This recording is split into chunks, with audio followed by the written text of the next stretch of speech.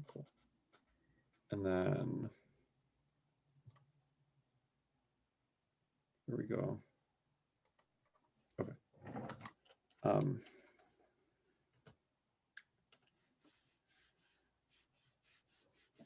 Okay, so cool. Yeah, so I mean, this chapter was all about sugars, and well, like I was saying, there's not a lot of reactions, so that's good. I guess with sugars, the usual sort of form, well, there's two different forms, I guess, of drawing them. So one kind of common way that you might, or that you'll see them drawn is as these sort of Fisher projections where they look like this. And whenever you see like a cross of something that looks like this, right? Like it could be, I don't know, CHO, and then there'll often be like OH down here, right? And then you might have something else like H and OH on this side. The way that this translates to, this is like shorthand to this here.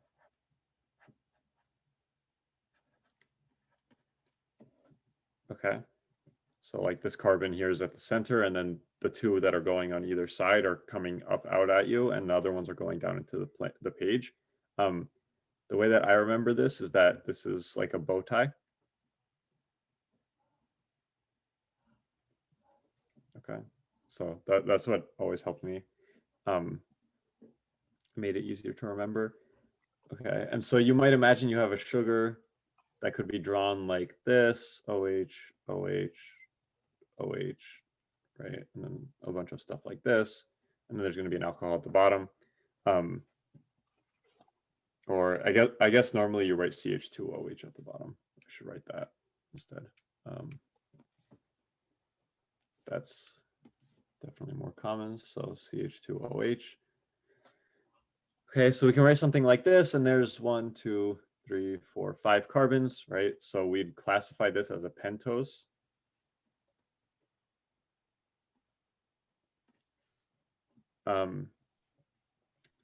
And so, you know, we do our thing. We can draw all of the bonds in or all of the orientations in. If we want to be really explicit.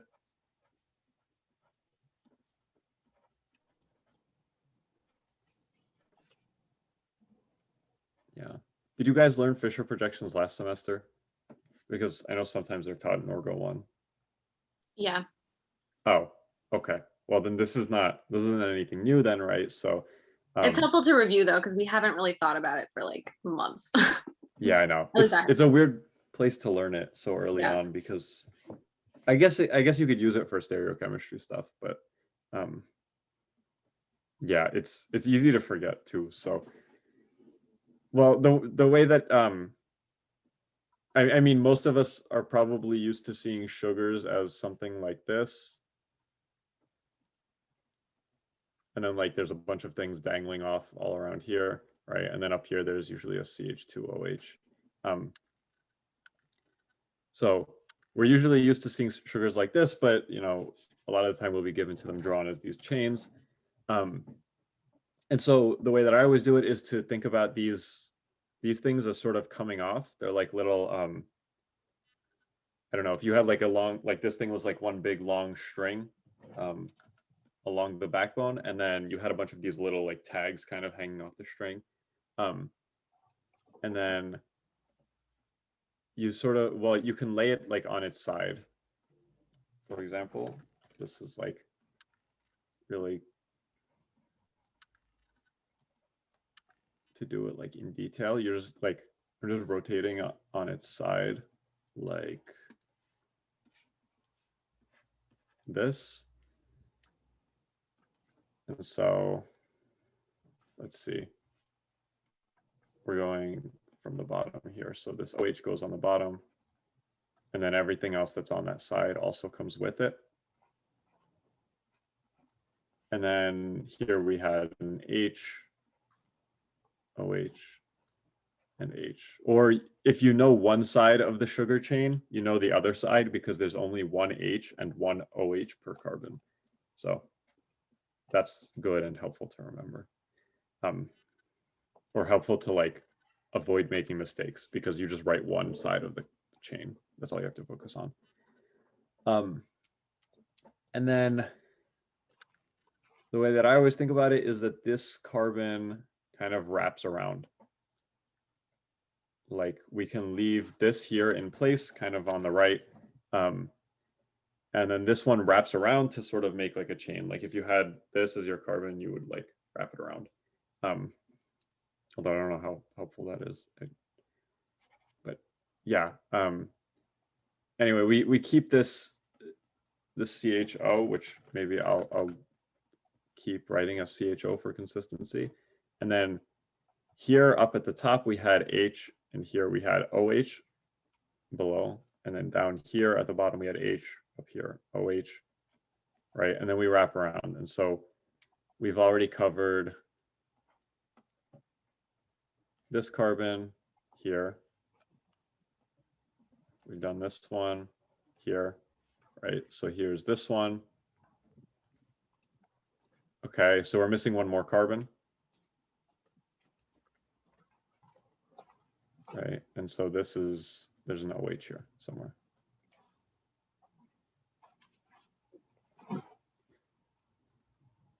Okay, and then we might rotate these three, although in this case it doesn't matter because there's already two hydrogens, so it's all like the same stereochemistry. So we could have written the OH kind of pointing at the aldehyde.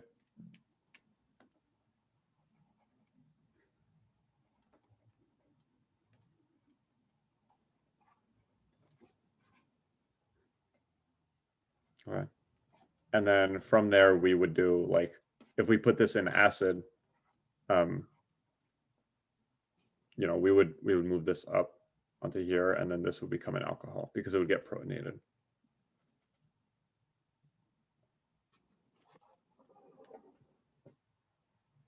Okay.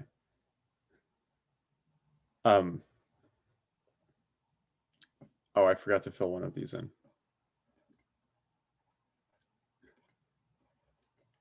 Yeah. I actually noticed as I was doing this that since this is only a 5-carbon sugar, it'll usually form into a 5-membered ring. So it'll usually wind up looking like this, whereas this will make a 6-membered ring. So if this was a 6-carbon chain, then you know we would do this process. But since it's not, we should use this alcohol instead, and then we'll have this CH2OH dangling off. So we should actually do that. So instead of doing this, we should use the other one. I guess I shouldn't have erased that actually though, because, well, this CHOH was right. Everything up to here was all good. So here we have this carbon, right? And then down is OH, and then up is H. And then along here is the CH2OH, right? But we want the alcohol to be up here because we want it to attack onto this aldehyde, because that's how we'll form our ring. So whenever I'm going in the process of going from this long chain to an actual ring, the way that I do it at this step is because, well, you need to keep the stereochemistry of this carbon. That's really important.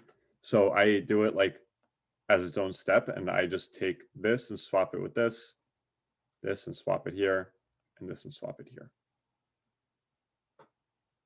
Okay. Because it's just a rotation. It doesn't affect the stereochemistry of that carbon at all. And so if we do that out, yeah, you have to redraw the whole structure, and it's kind of like a big pain because these structures get really involved. But it's well worth it because doing these things nice and slowly is the only way to make sure that you do it right. So the OH comes up here now, and the CH2OH is pointing up here, and the hydrogen is pointing down. Okay. And then from there, we can add an acid, which will protonate on here. And then we could just react and push these electrons up. So this is, if you'll remember from a while ago when we were doing, I don't even remember what chapter it is anymore. I think it was the chapter on like ketones and aldehydes. But when you do when you like have acetal formation, right? You just had a ketone or an aldehyde, and you put an acid in there, or sorry, you put an alcohol in there under acidic conditions, and it'll form an aldehyde. Sorry, an acetal. I'm getting a lot of words mixed up. So when you do that, at the end of the day, you'll wind up with, let's see, this was carbon 1. Okay. And so we don't know whether the alcohol that forms there goes up or down. So we write these kind of like squiggly bonds because it could be either of the two. They're kind of replaceable. Like it might be one or the other, and we don't exactly know. Yeah, Adam, I'm a little confused by that. How come we can't know whether it goes up or down? Yeah. So let's say that like we're doing this reaction. When we have this aldehyde, we might either attack the aldehyde from above like this, or so this is if you had the alcohol like up here, or let's say you had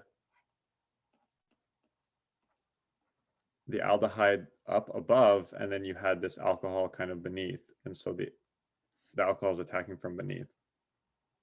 And so depending on which of these two you do, yeah.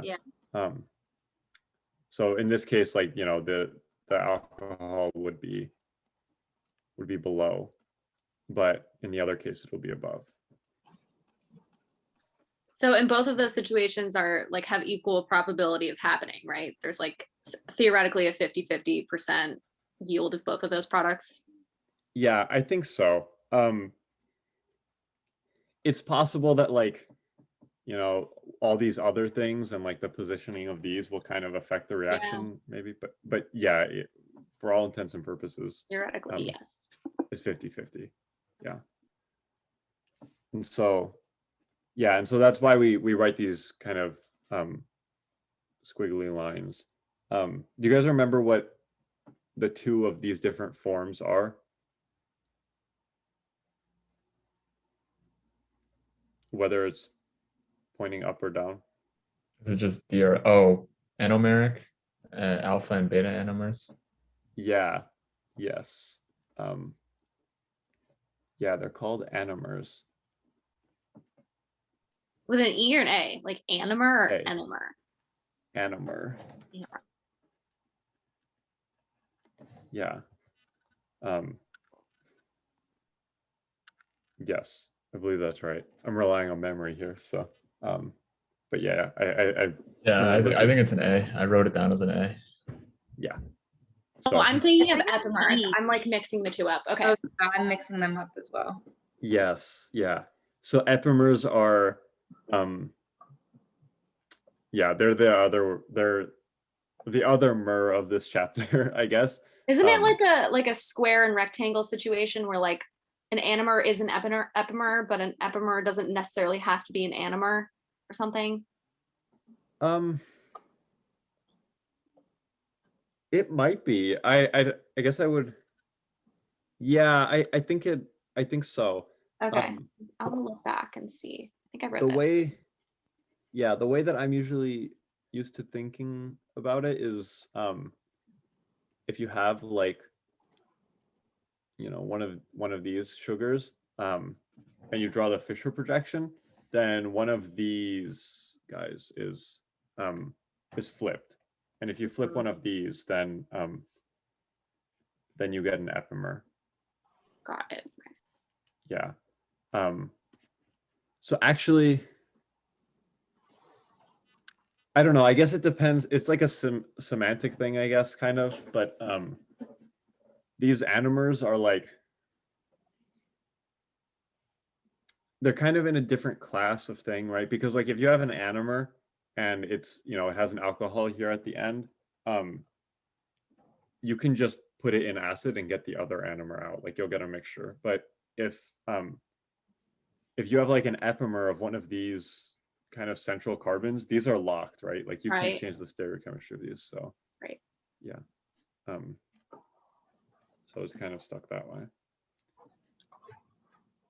So yeah. Yes, so this is an epimer instead.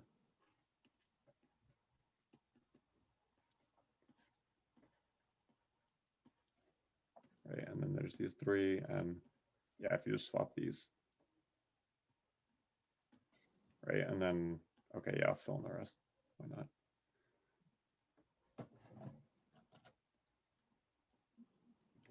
Okay. Anyway, going back up to this one, I guess I would, well, since Dr. Tong said you don't need to know the names, that's really good, because that's like the worst part of this chapter normally. But now that we're here, right, we could either look at this structure and name it based on this, because it depends on these two alcohol positions, or we can just go back up to here and name it based on this structure up here.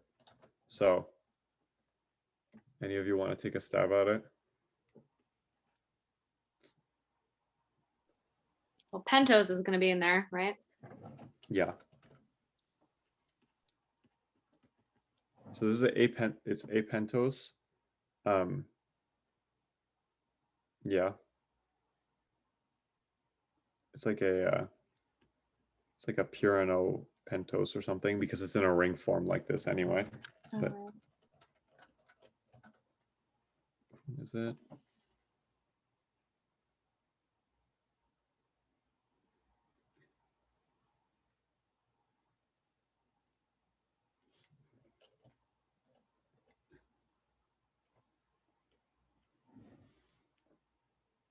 Well, it's not that big of a deal. I'm just kind of checking.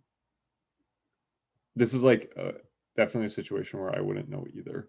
So looking at the big chart that's in the book, it turns out this is xylose. Okay. And the chart in the book actually shows this structure up here, and that's what I went based off of. So you could just look at each of these hydroxyls down the chain and see where they are. So yeah, specifically, this is actually D plus xylose. I think you only need to write one of the two, D or plus. And what does that denote again? D. I know it's like D's are all of the naturally occurring sugars, but I need to look back and see what that actually stands for. I mean, like how you determine. Oh, right. It's like if the bottom one is facing to the right, right? Like the penultimate carbon. Yeah, then that, if the bottom one is facing to the right, then that's a D sugar. Okay. Yes. So yeah, although plus and minus is apparently differ by sugar. So right. So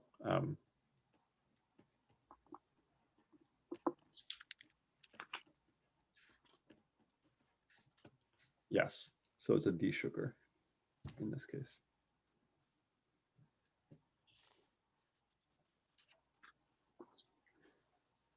Okay. And then I guess of other significant or important sugars, there's only one sugar with 3 carbons, or at least up to stereochemistry. So that would be this one, which is called what? I want to say threose, but I'm pretty that like sounds wrong in my head. Yeah. Like it Three, sounds so like threose has 4 carbons. So Oh, okay. yeah. Carbon sugar.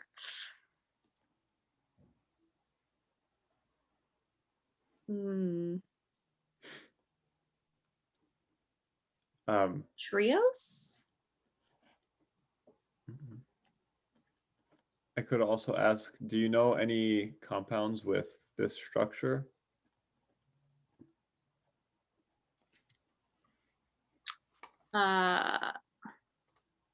No. Okay. Okay. So this is glyceraldehyde, or so this is okay. glycerol, and so Okay. this sugar is glyceraldehyde. I got you. Yeah. Okay. Easy way to remember it. Yeah. So this is D-glyceraldehyde. Cool. Yeah. And so there's this whole story, and I don't know if Dr. Tong explained it, how I think Fisher, like the chemist, was studying all these sugars, and like you can always chop a carbon off of a sugar, and so at the end of the day you would always get one of 2 forms of this, and so and they would rotate light the opposite direction. And so he just had to take a guess and say which one was D or which one was L, based on which way it rotated light. And then it turns out that he actually got it right. So he had like a 50-50 shot. And wow. Yeah, very luckily he got it right. So So Adam, sorry if I missed this, my computer just died, so I hopped back on. But with D and L, do I understand like you can only classify those when in a Fisher projection? I couldn't hear the last part of what you said. Oh, like basically, if you're doing like D versus L, it's only like you need to be classifying it within a Fisher projection. Because like if you're saying it's to the right, or like so it in order to use the OH basis to the right equals D rule, it has to be within a Fisher.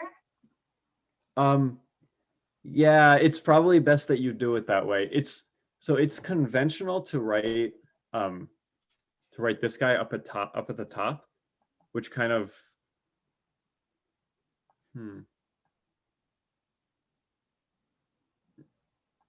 No, I guess you're right. Yeah, I think you do have to do it in the Fisher projection. Yeah, I think so. Because here, this in when you draw it in the actual ring conformation, this one will either be facing up or down depending on what's going on over here, and so that's really complicated and hard to work out. So it's better to just get the Fisher projection.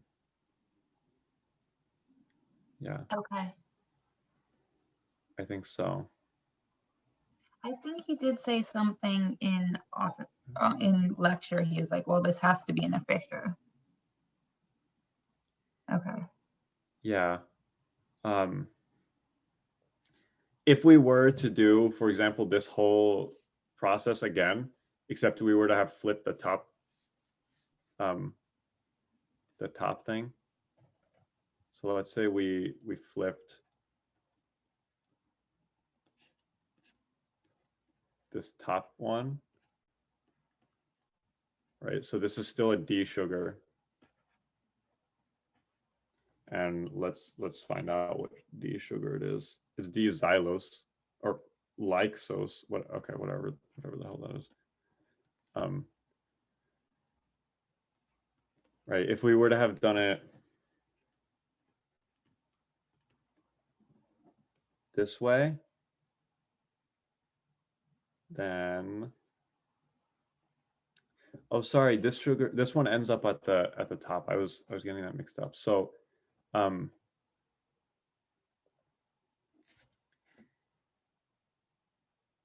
yeah, I think, yeah, I think you're best off doing it in Fisher projection. It might be possible to tell without doing it, without going backwards to the Fisher projection. But that's a bit complicated. And at the end of the day, you're just working out the Fisher projection, but like doing it in your head anyway.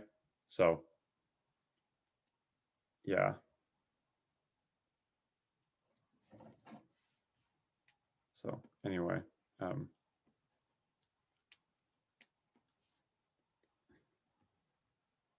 this was needlessly complicated.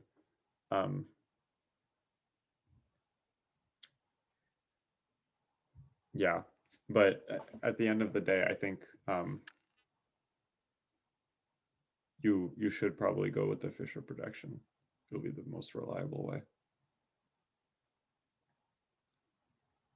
Yeah.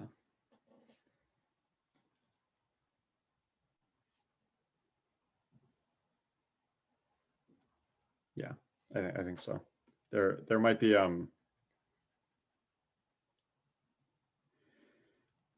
you could make this sort of argument that like depending on which way it's drawn, like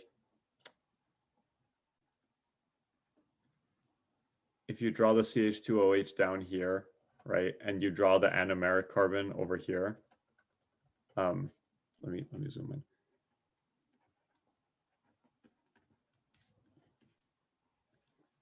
If you draw the anomeric carbon here on the right, which is where it's conventionally drawn, and this faces down, then this is an L sugar.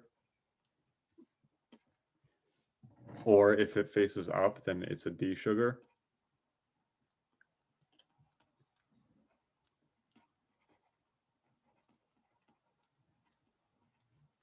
Is it always that penultimate alcohol that's doing the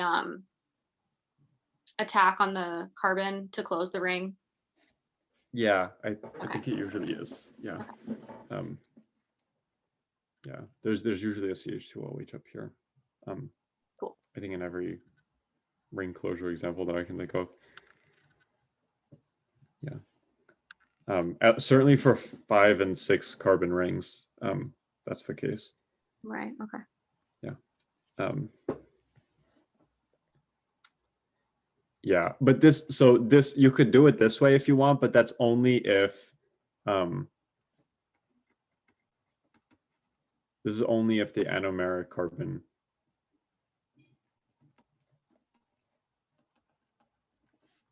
is on the right.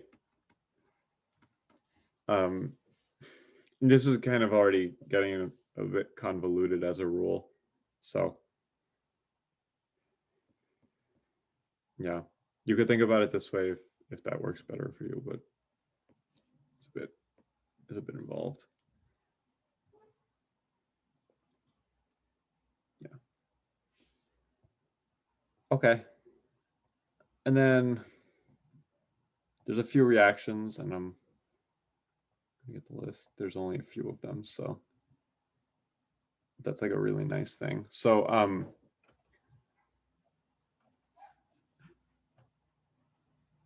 of course, I mean, looking down the list, there's reduction, but that's not like an interesting reaction. Of the new actual ones that you've learned, so there's like, if you have CHO, you have an aldehyde, and then this guy down here, you could oxidize using bromine water.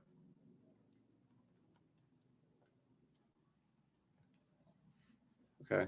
And bromine itself is an oxidizing agent. So this won't brominate, but this will oxidize. So it'll oxidize this guy up at the top to an acid, but it won't touch the alcohol because it's not strong enough. Aldehydes are really, really weak. They're really easily reactive. But on the other hand, if you take this and you put it in nitric acid, it'll oxidize both.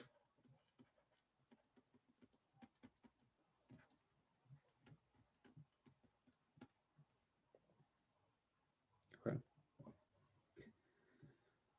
So we'll do a problem, I think, where we actually we do this oxidation, and one of the cool things is that you can, if you wind up getting something that's like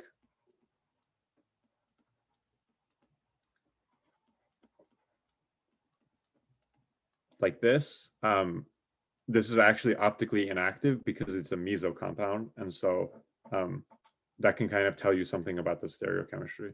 Rather, if you do this oxidation and you wind up with something that's optically inactive, then that means it must be meso. So that means it's symmetric, which is like a cool thing. A kind of like analysis or like way that you could study sugars is to break them down. Yeah. Oh, so there's actually one more too, which is like not a more interesting reaction, but it's a very common one because it's a really easy test, which is the Tollens test.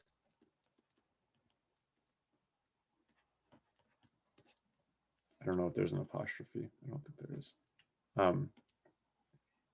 And so in this one, you give it this specific reagent, which I can hardly remember. So this thing, it's like basic sodium nitrate or I'm not sure. Is this reagent, right?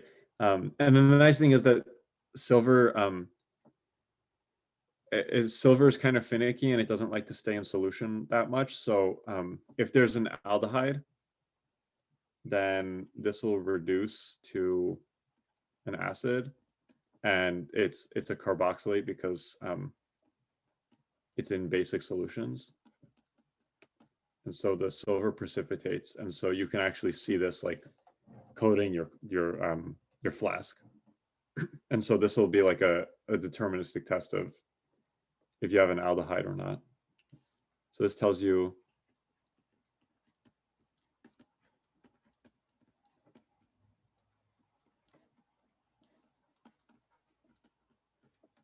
if you have an aldehyde, or you could also say it tells you if you have a reducing sugar. And a reducing sugar just means, so if you have this anomeric carbon, right, like this, and then a whole bunch of other stuff, if it's OH, then this is reducing. And if it's OR, then it's not reducing or non-reducing.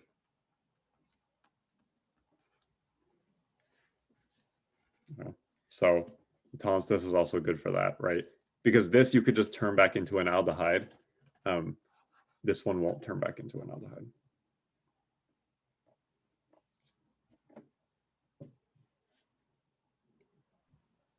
Can you explain that one more time? How you reducing versus non-reducing? Yeah, so it's just if there's an alcohol on this anomeric carbon, right? Like if we have this whole sugar, then I didn't draw out the rest because in this case, the rest doesn't matter for us. So let me draw a 6-carbon sugar just for the hell of it. So if we have an alcohol here at the end, then this is a reducing sugar because this thing you could just turn back into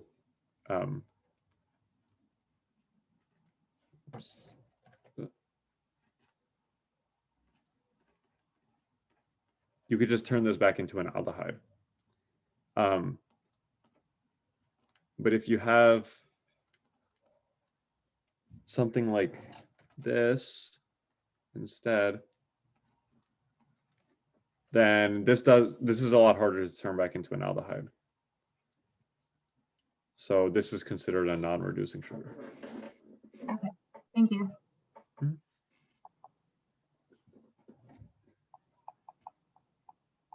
Okay, and then there's two more useful reactions.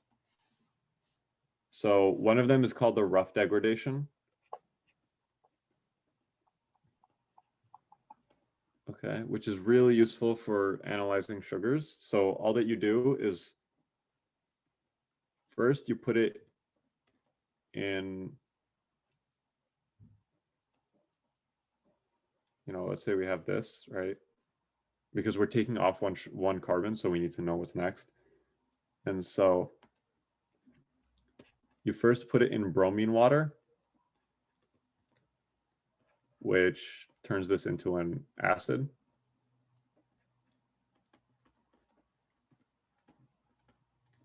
Okay, and then from there, you give it this special conditions. This is a new reaction. This is something like you haven't seen before. So hydrogen peroxide and iron sulfate.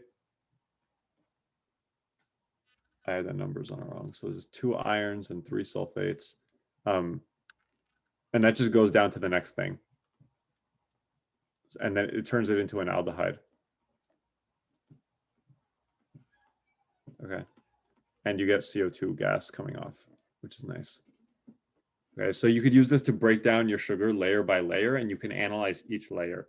And then by doing that, you can learn some information about your sugar, which is good. Okay. And then there's also the Kilani-Fischer synthesis. Okay, and this is to add a carbon to your sugar. This is to build it up by 1. Okay. And here, whoops, I'm so used to drawing rings. Here we take our aldehyde.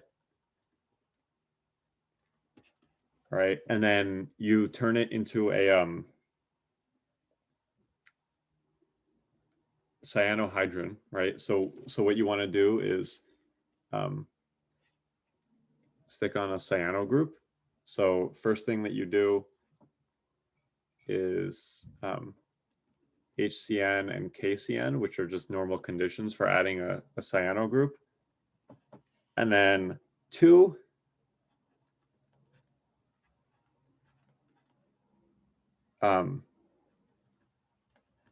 you hydrogenate it using, well, this is the conditions. It's just hydrogen on palladium. Okay. And lastly, you protonate it. So if you might imagine, what we're doing here is that you have this CHO, or really it should look like this. I could draw it out. So really you have this, and then you're giving it the CN minus. Okay. And so this will actually be protonated because it's under acidic conditions. Okay. You're hydrogenating it, which gives you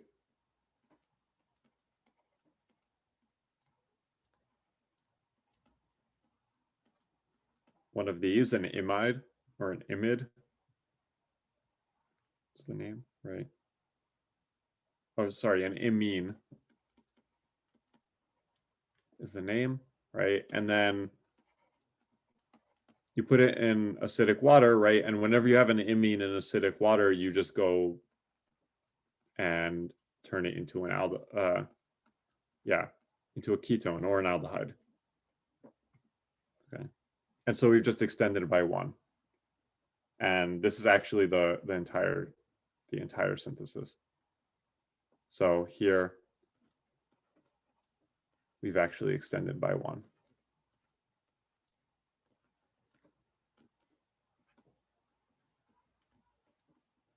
Okay. And here you actually get both epimers because you can't control the stereochemistry of what happens here.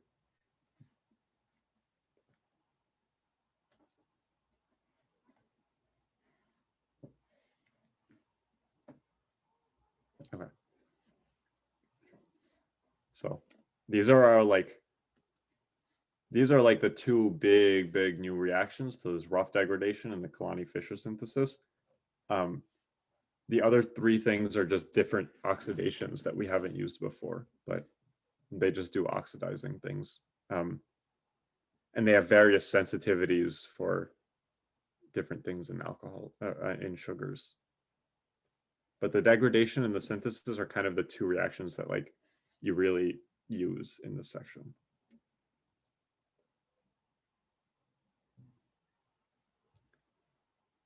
Okay. Let's do some problems.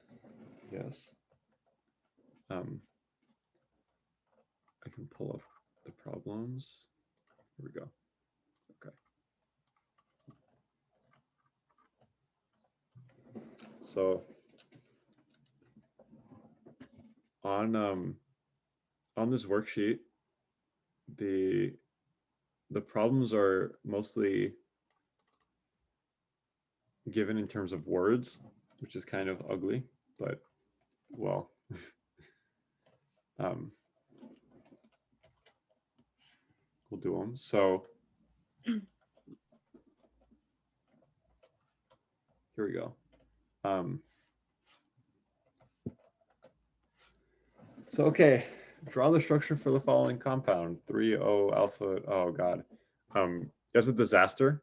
So why don't we start with what we know, okay? This part at the end here is gonna be the base.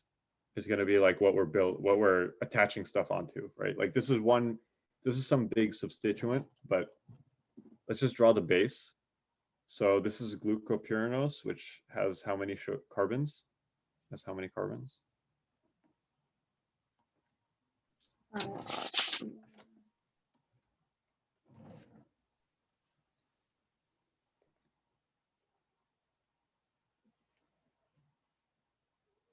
So when it says pyranose here, that just means it's in the ring form.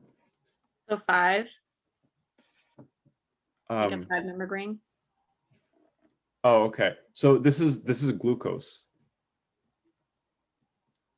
So glucose has six carbons. And so it'll form a 6-membered ring.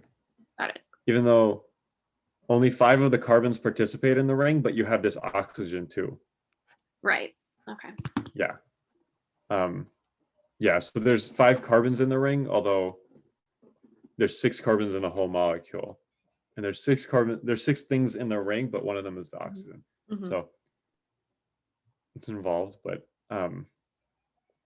yeah. So this is D-glucose, and we did all this stuff where we were talking earlier about how we handle this, right? So if we let this be the anomeric carbon, right? This is anomeric for now. They specify beta, so we actually know which one it points in, but let's just say for now, that's the anomeric carbon. So we know that the CH2OH is going to be pointing up. And that would be because of this.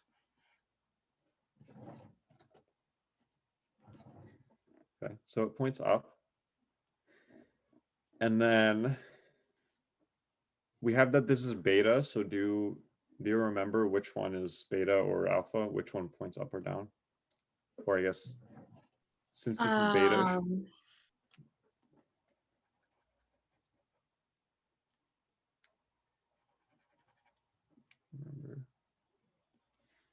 So if they're both, like if when you're comparing it to the D, so it's D, it's up. So if they're both facing the same direction, then it's alpha or beta. Okay, wait. I'm like just reading over my notes now. Normally I like review these before, but alpha becomes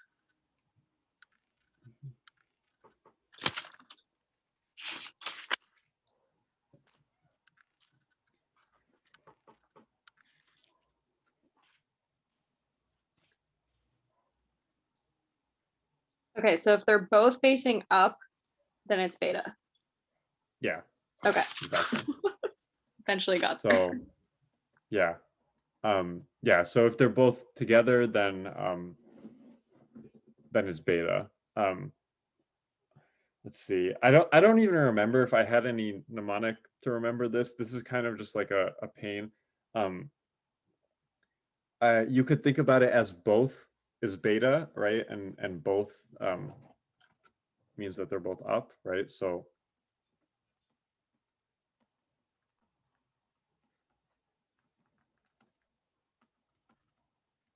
right, and then I don't know what else you could do, right? Like you could say like anti, right? Like if they're opposite, Mhm. then that's alpha. You would do that. I think the way that I wound up remembering it is that like you would think that beta means bottom, but it actually doesn't, because organic chemists hate you, so it actually means up. That's kind of one of those like anti-acronyms, so I don't know if that's that way is helpful. This is probably more reliable. So is it true? I know this is sort of like a theoretical question because all naturally occurring sugars are D sugars, but like theoretically, if you had an L sugar and it was facing down, your last your CH2OH is facing down, and then your OH was also facing down, that's also beta, right? Yeah, So I like, guess so. okay. Yeah, I think I guess you made it sound like Dr. Tong said that the way you sort of determine these is by the relative positioning of these, right? Yeah. In that case, then yeah, it would be. Okay.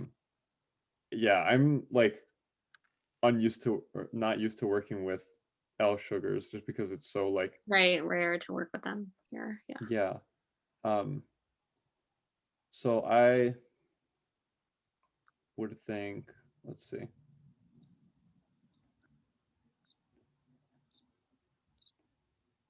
Yeah. Transit terminal alpha. Yeah, it seems like that's the way to do it. Is based on which, like how they are relative to each other. Right. So, but at the end of the day, like with our naturally occurring compounds, pretty much like if they're both up, then they're beta. If they're in opposite directions, then it's alpha. Yes, yeah. Okay. Exactly. Yeah. So for naturally occurring things, that's the easy way to remember it. Okay, and then this is glucose. So this is one of the few sugars that might even be worth remembering. At least it's been like grilled into my head so many times that I always remember it. But there's a trick for glucose, which is really easy, which is that this guy here at the end will always point up, right? Provided that it's D-glucose, but Right. you'll usually be working with that. And then you go everywhere else and you alternate. Whoops. Okay, I already messed it up. So you go everywhere else and you alternate. So the OH, the next one is down. Then this one is up. This one is down. Oh, okay, cool. And it turns out the beta form even works for that, but we're not worried about that one. We have to start from this end because we know that this one points up. Okay. And so that's like how I always remember how to draw glucose, and it works pretty well. Yeah. If you were to draw out like the long chain thing, I guess this carbon or this oxygen you'd have to figure out, but these three would all be alternating, which is a nice thing to have. Some people also say that these hydroxyls are all equatorial, which is like another way to remember it, right? Mhm. But that just means they're alternating. So I feel like that would only be helpful if you went through the trouble of converting that to a chair, which I will never do that. yeah. Yeah, exactly, right. Especially because they're normally drawn in this Right. sort of convention. I don't remember what this is called. There's some name for the way of drawing it this way. Is it Hayworth or something like that? Yes. Yeah. Hayworth, Haworth, something like that. Yeah. everybody just draws it like, I've never seen glucose drawn in like chair form. That's like a really weird thing. So just go with this. Okay, well, okay, cool. So we have our base, right? That covers this. And now we draw 3O length another glucose. Okay. So we go by our numbering. Let's even pick a new color. So here was 1, and then 2, and then 3, and 4, and 5, and 6. So we're linked to carbon 3 through an oxygen. Okay, well, we already have an oxygen, so that's kind of convenient. So we'll draw it way out here because, well, it'll be easier for us. So over here, we have another glucose. Okay, and it's alpha, meaning that the anomeric carbon is going to be facing down, which is really convenient because we already drew the thing above it. So we're totally okay if we draw it like this. Okay, and this is also D-glucose. So this goes up here with the hydrogen facing down, right? And, well, same trick, right? You just alternate.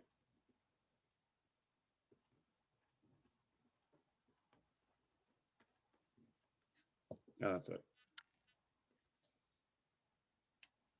So this here is alpha, and this one was beta, right? And then this is also D because you have this thing.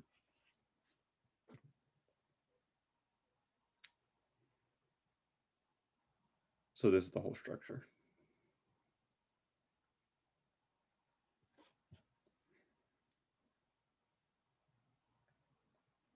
Okay.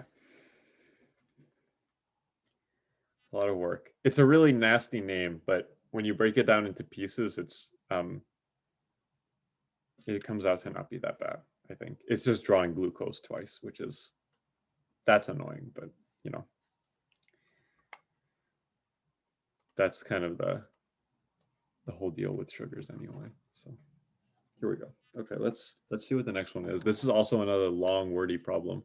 And so it seems bad, but like it's also actually not too terrible.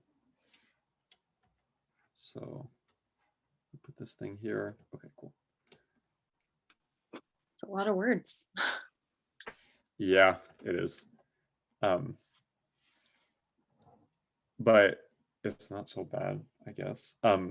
The idea of this problem is you have something that's optically active and it's a pentose, and then you start breaking it down and doing some stuff, and you have to figure out what the original structure was. Maybe I'll let you guys read it briefly, and then we'll try it out.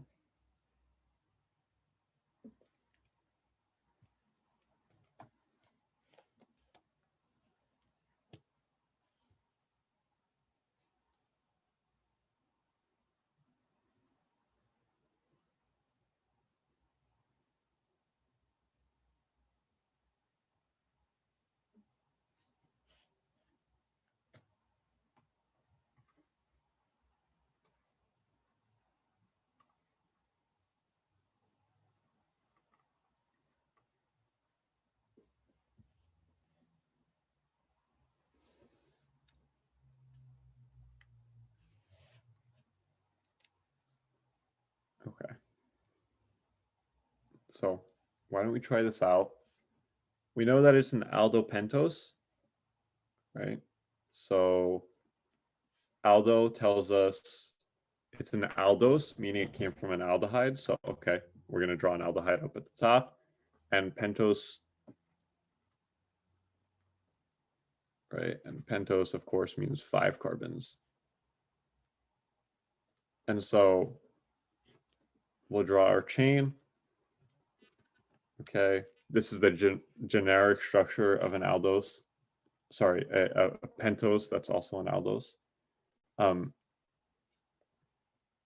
Oh, it's a D-aldopentose, so that, okay, we already get that for free, right? That's kind of nice. We have that it's D, so that's good. And then, okay, well, we don't know what the rest of this is, right? But we treat it with nitric acid, which does what? That gives you carboxylic acids on both ends. Exactly. Okay.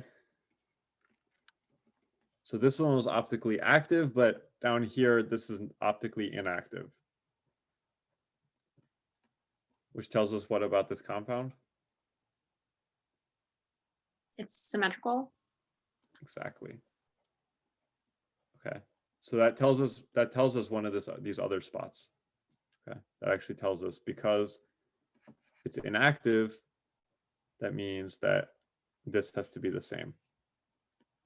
Because there's this plane of symmetry here. Okay. Cool. And so, okay, it tells us just that.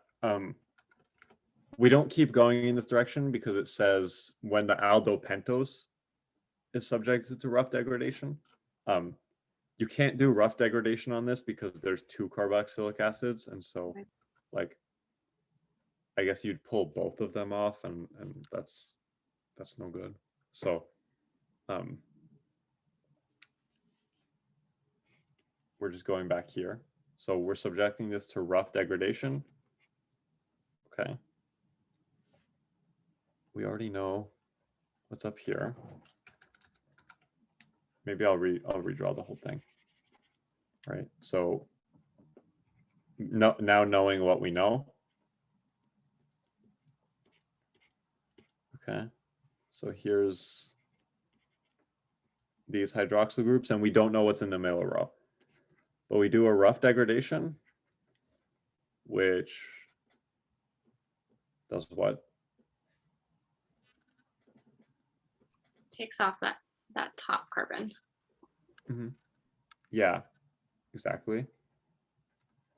And it takes off, yeah, and it turns the one below it also to be an aldehyde too. So it just chops off the top thing. Okay. And so here we don't know what's there, but here we know it's an OH and an H. Okay. And then we reduce it. Right. And this is like a really, really old reaction that we've known for ages. It's convoluted because we're working with sugars, so everything is convoluted, but like, just stick with what you know and what this does. So it just reduces this aldehyde. Okay. And so there we go. We get these 2 CH2OHs. Okay. And then we're given in the problem that this thing is optically inactive. Okay. So which way is the last alcohol pointing? To the right. Yeah, awesome. Exactly.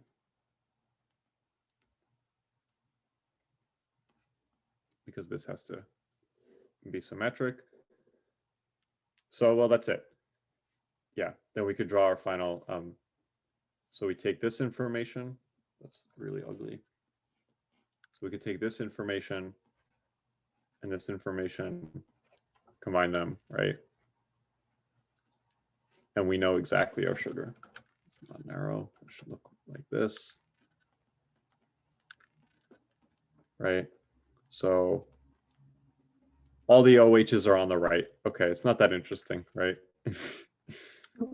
Kind of came out to be boring, but yeah, this is the final structure.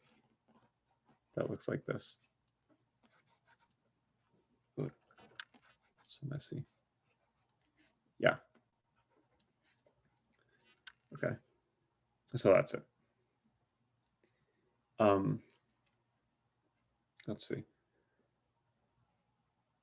Is there anything more to say? No, I guess not. Yeah. Oh, I guess we can name what this is. Let's see. I mean, again, I don't remember these names, and luckily you don't have to either.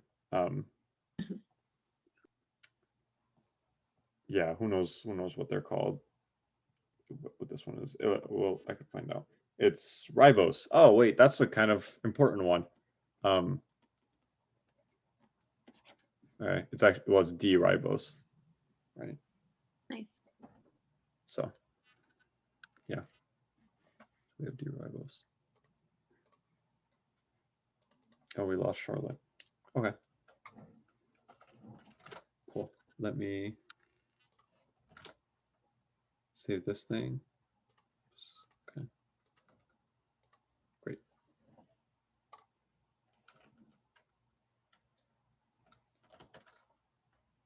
Should we do some more? Yeah, why not? All right. Here we go. So copy, it's more words. Beware. Actually, after the last one, I'm like, okay with it. That was pretty easy. Yeah, I know. This one is, okay, it's a disaccharide, now reducing sugar. Okay, so it's a bit more involved, but I don't know, maybe it's not that bad either. I haven't looked these over too thoroughly beforehand, so I'm getting the chance to do these two. So it's a disaccharide, it's now reducing. Let's see. Hydrolysis only gives D-glucose. Oh, wow, this is a, oh, okay, multiple possible structures. All right. Ugh. So, yeah. Okay. Is it disaccharide and is non-reducing, so that means, let's see. So hydrolysis only gives D-glucose, so that means both of the sugars have to be glucose, right? And let's see. So, okay, we have two glucoses, right? And then we don't know which way this thing is coming off from. And it's going somewhere into another glucose. We don't know where. Yeah. Okay, so there's these, right? Because it's D-glucose, and okay. So we have that. What else do we know? We could fill in the rest of the alcohols, I guess. Yeah. So if it's a non-reducing sugar, doesn't it kind of depend on like where in the sugar you're looking at? I sort of remember in the lecture, like supposedly at the last sugar in the chain, like would be a reducing sugar unless you have like an ester on the end there. Yeah, exactly. Okay. So, yeah, right. This sugar here is a non-reducing sugar because it has an ester on the end. So, or with any chain, right? Any chain of sugars, it would be a reducing sugar unless you had an ester on the end. So that means that here we have to have that. Okay, cool.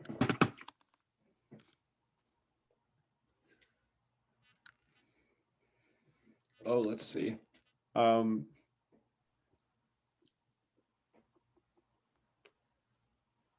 Methylation and hydrolysis. Okay, well, let's draw the structure of this thing then. Methylation and hydrolysis give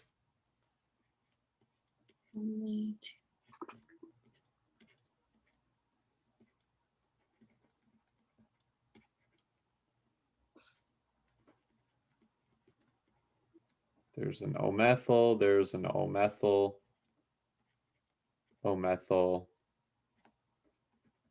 O-methyl, right? And here there's no O-methyl because one, they don't tell it, they tell us that there's no methyl there. Mhm. And also because it's after hydrolysis, so, or hydrolysis comes after, so, okay.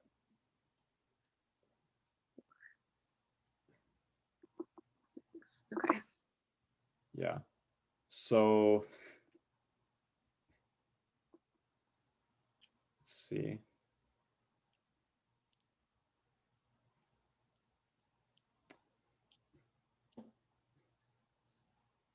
So I don't know, I mean, that means that both of these have to, when we methylate both of these, they have to give the same thing, right? Right. Which means that all of these oxygens have to be free. Okay. Okay. Okay. Mhm. So what do we know? So could you then like say that they're connected at that, like where we have the estrogen OR and that right one, they have to be connected there, right? Because Yes. okay. Yeah, that's exactly what I was thinking. So that means they're linked here. So their structure should really look like Yeah. this, right? And then, you know, this is either up or down. So if it says Let me draw see. all possible structures, would we have to explicitly write like all of the possibilities without those squiggles? Okay. Cool. Yes, I think so. Okay. That's really ugly in this case, Yeah. right? Because this and this could both be alpha and beta, so there are 4 total, and you know that really sucks. Yeah. Yeah. Although you might be able to write like just, you know, Right. both Like of this these are of possibility. alpha or beta. Right. Okay. That could save you some time, right? I don't imagine that they would like, you know, really dig into you for writing that in terms of your grade because like Right. you wrote it. So Okay. that's what we're gonna do at least. It's way Sweet. too Yeah. No reason to draw it all out, I think. yeah. Cool.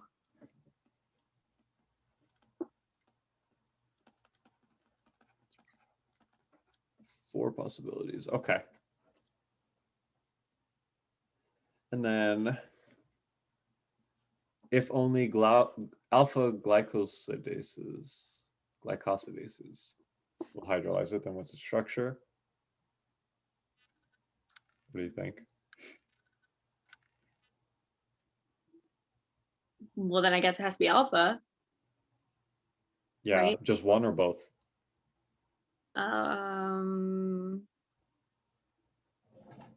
Both.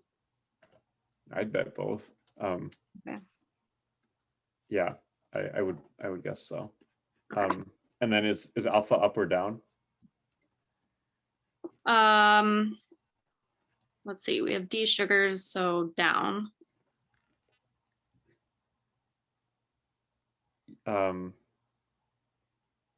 Yes. Yeah, you're right. Yeah, I was stuck trying to remember. So here's OH, OH, OH. I actually didn't even realize this is drawn wrong. This is the L sugar because I took the mirror image and I was like, oh, that'll make my life easier. Oh yeah. I didn't think about that. So this is actually not it. And because I was trying to be fancy and draw them like together, but yeah, I just left them facing in the same direction and just drew the line across the molecule. So yeah. definitely not that's as pretty, but no, but correct. it's the better way. Yeah. Yeah, it's correct, and I think correctness is a bit more valuable. So let's fix that.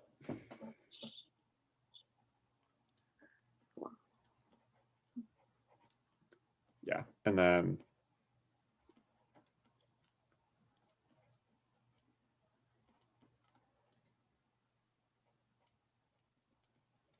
okay. Yeah, and so then this is alpha, right? So this is an O, and well, it'll actually be drawn exactly like it is up there. So like here's an O, and then yeah, and then it'll be like that.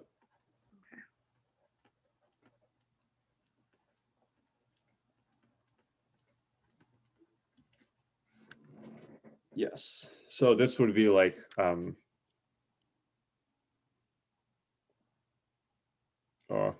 I don't know. We could probably go back to the original problem and see how they named it, right? And it would be like 1O alpha D glucopyranose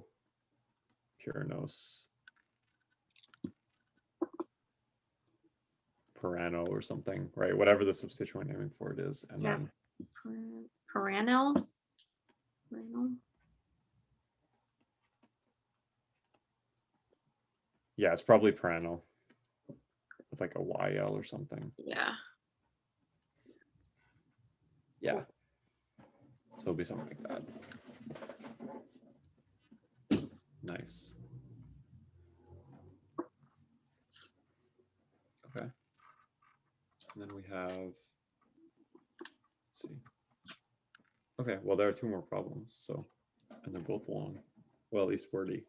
But overall, these aren't really that bad. Yeah, they're not, especially if you're like, I always was good at the word problems in like elementary school math. So language makes a lot of sense in my brain, more so than numbers sometimes. So I have a feeling I'll do well with this. Yeah. Yeah, I know. Yeah, these are super intimidating, but Yeah, you always see a lot of words and you panic a little bit, but they're not so bad. They're like Yeah. puzzles. yeah, I know. And they're not like the nasty kind of puzzle like synthesis problems, because those Oh are yeah. those Those mean. are too hard. Those are like if you're trying to make a puzzle out of like one singular color, like every piece is exactly the same color, and you just have to put together the. Have you seen those? I don't know how people Oh, yeah. do. That's like what a synthesis is. Yeah. Here we go. Oh, we have another disaccharide. Cool. Alright. It's a reducing sugar and it forms D-glucose. So,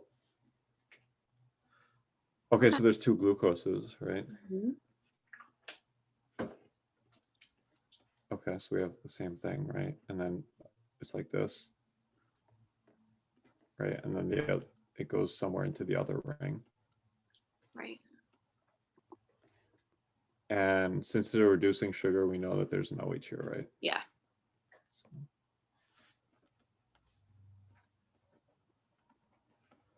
okay. Let's see. You react it with silver oxide and excess iodomethane. You get an octamethyl derivative. Okay. Do you know what that means? Not really. I could probably figure it out, but Okay. iodomethane.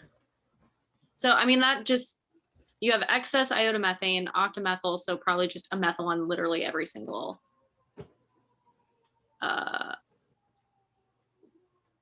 place that you could have one, right? Excess. I think so. Yeah, so there's an OH here, right? And Yeah. then there's an OH here and there's an OH here. So here's 4, right? Mm-hmm. And here's 1, 2, 3. And so I've drawn 5 here, but one of them is really occupied. Right. So, True. right. And so, so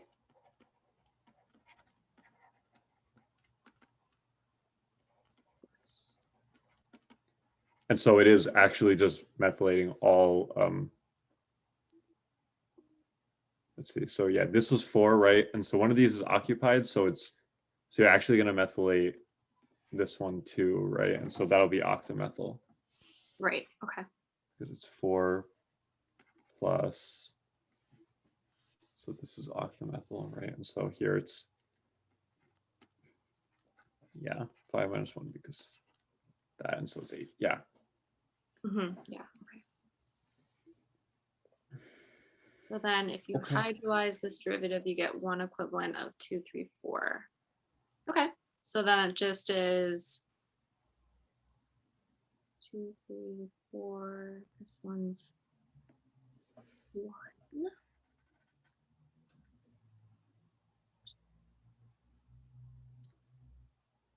So then you know that your 2, 3, 4 alcohol groups are not occupied. Oh, yeah. Yeah, okay. So it's the 6 then, right? Right. Okay. Yeah, I was getting kind of hung up on this because I was like, okay, how are you not just going to methylate everything on here, right? Like, why Right. wouldn't that be the, but it says you get 1 equivalent, right? Right. And so you could get other stuff too. Makes sense. Yeah. So you get 1 equivalent of 2, 3, 4, and so on. So that means that these 3 are unoccupied.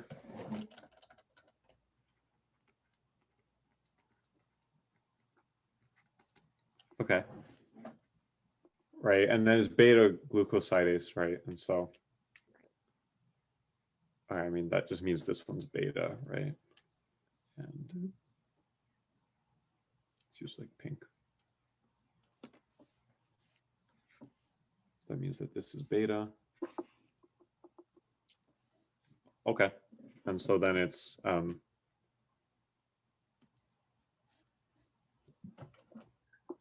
yeah, so it's a beta 1,6 linkage. So, oh, beta is up, right? Yeah, it is. Yeah. Cool. Beta 6. Right, and so then there's a CH2 over here.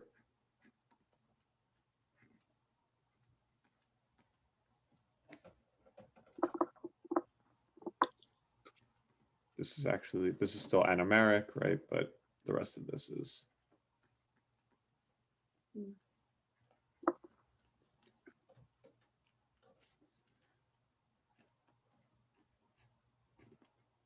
Oh wait, what am I doing? Okay. This, since it's beta, it looks like that.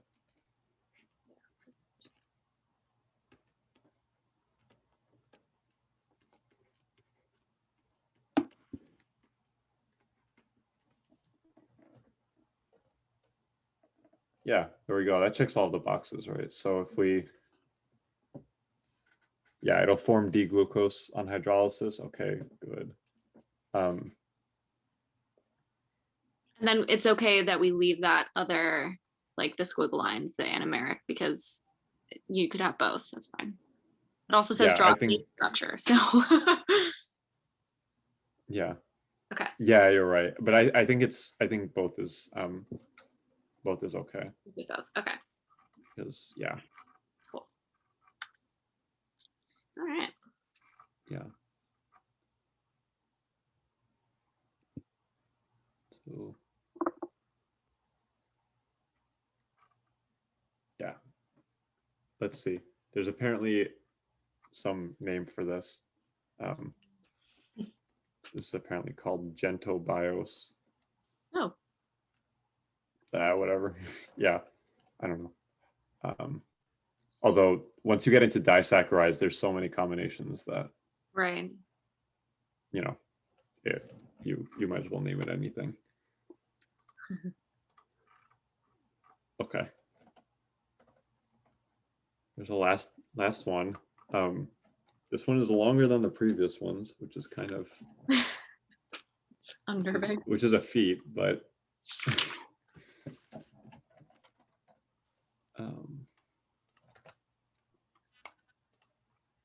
Oh, here, nice, it's right here. Wow.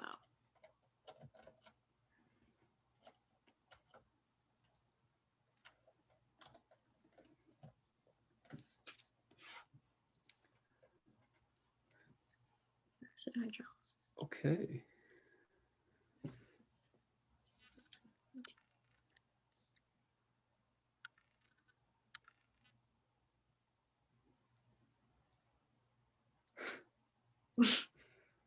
Oh boy. Okay, so I guess that the galactose is the one that is the non-reducing sugar, like making the connection to the fructose, because the galactosidase is the one that cleaves it. Right? And then D-fructose. Oh, yeah. Okay. So, yes. Okay.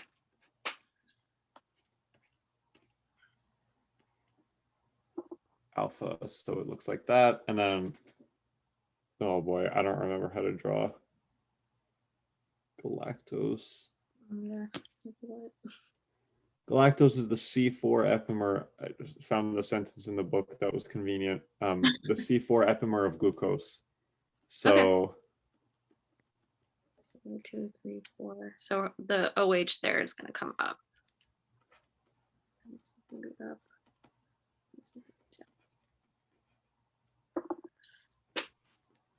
so C4 epimer of glucose. Yeah, so it's this last one, right? Yeah.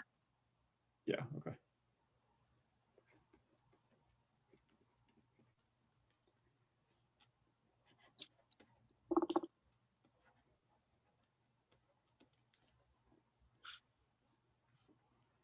So this is alpha D galactose.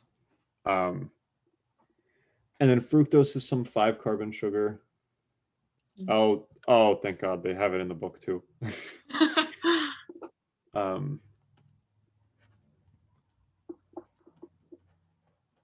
then D-fructose looks like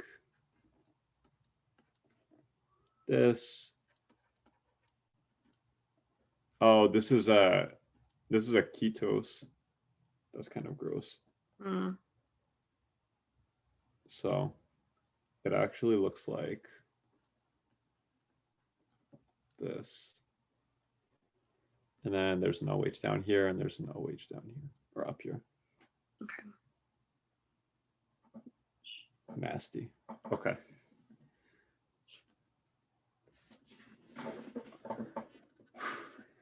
Okay. Oh wait, yeah, they just tell us that that the anomeric center is not on the fructose, so it has to be on the Right. Okay. other. Makes sense. Yeah. All right. If the disaccharide is treated with silver methyl iodine, 2, 3, 4, 6 methyl galactose, and 1, 3, 4 methyl fructose. So you have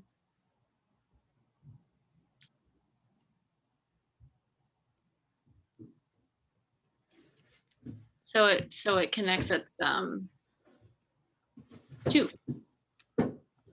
Yeah.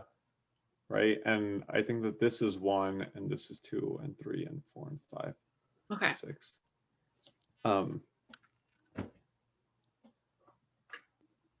Yes, it is. And so, okay, yeah, and so then it connects it to, right? Yeah. Cool. So here, so this means that it connects at 2.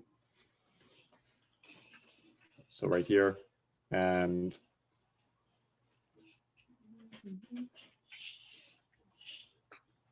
okay, well, and that's it, right? Like, I think so. yeah, and that's it. So then there's this big bond that goes, whoop, there. And then I don't know what this last sentence is all about, how you could draw the fructose part as a Haworth projection and the galactose part as either a Haworth or chair structure. Oh, I don't know why you would draw it as a chair. I it's don't know just why you common. would draw it as a chair. Maybe it's just like a clue that like fructose is a 5-membered ring and not a 6-membered ring. Because right, you can't draw a 5-membered ring as a chair. Oh, But that's like just so superfluous at this point. Like I don't know what the yeah. point of writing that would be, but I guess if you didn't know what Well, fructose was, and I guess yeah. okay. I guess it's fair. I don't know what fructose looks like, so Right. I'm totally gonna be. I'll have like a full table in front of me when I take this quiz of what everything yeah, looks like. that is definitely the way to go. I would. Yeah. It's the Um, good part yeah, about class. for when I took this class, they had told us for the exam that we would need to remember all of the sugars. Even though we didn't really, like, I don't know why they told us that, because we like really didn't. I think we just had to know, like, I mean, like glyceraldehyde, of course, glucose, of course. I think we had to know Mhm. like ribose, because that's also a really common one. Right. And then I don't know, maybe they said some others, but like I didn't bother. Like I just remembered those. Yeah. And then they also told us that we needed to know all of the amino acids and all of their codes and everything. Oh my god. Interesting. That's next chapters. Yeah. Super fun. Yeah. It's really annoying. And then they didn't even wind up asking very much about it. Like there was like one thing on there that was like, draw like the beta anomer of glucose or something. I'm like, okay, sure. And they were like, oh yeah, draw glycine, I think, which is like the simplest amino acid. It doesn't have any side Right. chain. So, Right. well, yeah. Nice. So I was glad. But if they had asked something harder, it would have been terrible. Yeah, that's like the one advantage of the online class is that we have all of our notes in front of us, which when I told my dad that, when he was a chemistry major in college, and he was like, oh my god, I can't believe you guys could just like look at your notes, that's ridiculous. Yeah, this would be terrible. I mean, there's so many of these sugars too, like right. there's that giant table of them, and I don't know how you could possibly remember them. So it would take many hours of just drilling it into your head. So I'm very happy. Yeah. I don't have time for that. No reasonable person should. Okay. Yeah. All right. Yeah, that was actually the last one. So Cool. we're all done. Done early Awesome. then. Yeah, I know. All right. Thanks so much. Okay. I'll see you next week. Yeah.